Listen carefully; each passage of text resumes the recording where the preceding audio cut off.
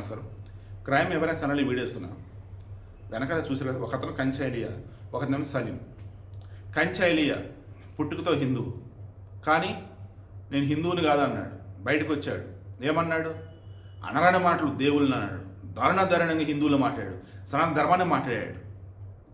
హ్యాపీగా తిరుగుతూనే ఉంటాడు కదా సమాజంలో, హిందువుల మధ్య తిరుగుతూనే ఉంటాడు. ఆయన ఎవరేం అనలేదు, ఒకవేళ అనున్నా ఆయన కొట్టలేదు, చంపలేదు. ఇంకా అతను సలీం, ఇస్లాం పుట్టుకతో, బట్ బయటకు వచ్చాడు. ఈ ఇస్లాం మత బోధనల పేరిట ఎవరెవరు ఏమేం చేసి మొత్తం వచ్చేసి ఎక్స్పోజ్ చేస్తున్నాడు యూట్యూబ్లో పెట్టి. అక్కడ అతను మొన్న ఈ రంజాన్ మాసంలోనే ఇద్దరు ఘోరంగా చంపబోయారు. చావుపోతుంది. ఇప్పుడు అతను ఆసుపత్రిలో ఉన్నాడు. చంపని ఇద్దరు ఎవరు ఏంటంటే క్రాస్ చెక్ చేసినప్పుడు ముస్లింలే. అందులో ఒకటి ఎన్కౌంటర్ అయ్యాడు, ఇంకోటి మొన్న ఎన్కౌంటర్ అయ్యాడు.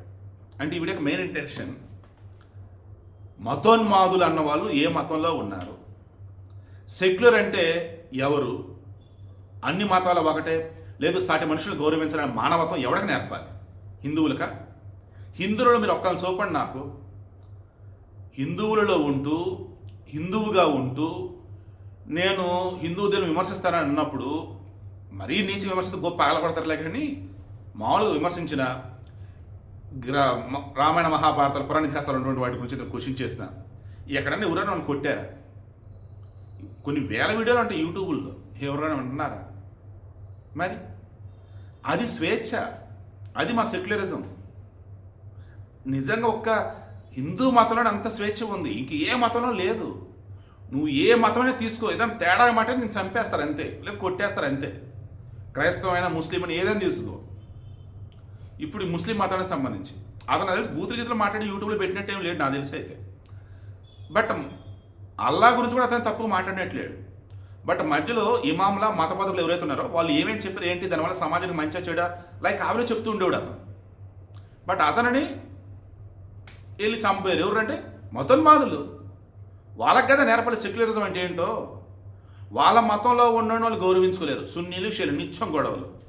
అలాగే క్రైస్తవులు వచ్చేసి రకరకాల. బట్ ఈ క్రైస్తవులు మరి ఇంత దారుణంగా అయితే ఉండవు, చంపుకునే అంత, బాంబులు వేసుకునే అంత. మరి ఈ ముస్లిం దేశాలు ఆ టెర్రరిస్టులు మరి వీళ్ళు లేదు నాకు అర్థం కాదు. అరే ప్రతిరోజు ఎక్కడ చోట పాకిస్తాన్లో బాంబు బ్లాస్టులు. ఏంద్రా అంటే మసీదుల్లోనే. ఏంద్రా అంటే ఆడ సున్నీలు ఉన్నారు అందుకే బాంబు బ్లాస్ట్, ఆడ షీలు ఉన్నారు అందుకే బాంబు బ్లాస్ట్. మీకు అర్థమవుతుందా? ఈ ప్రపంచంలో ఒకే ఒక్క మతం స్వేచ్ఛనిచ్చేది హిందూ మతం. ఈ ప్రపంచంలో ఒకే ఒక్క ధర్మం శాస్త్రమని, అది సనాతన ధర్మం. ఇప్పుడు చెప్పండి, పుట్టుకతోనే హిందూ అన్నవాడు సెక్యులరిస్ట్, అందరిని ఈక్వల్గా చూస్తాడు. అండ్ తన మతంలో ఉన్నటువంటి వాడు తేడాగా మాట్లాడినా ఒక మాట చెప్తాడు తప్ప వాడు ఏం చేయడు. బట్ మిగతా మాత్రం అలా కాదు. ఇప్పుడు ఎవడికి సెక్యులరిజం నేర్పాలి, ఇక్కడ ఎవడో మతం మారి ఎవడు మార్చాలి? కామెంట్లో తెలియచాడు. బట్ బూతులు మాత్రం వద్దు ప్లీజ్.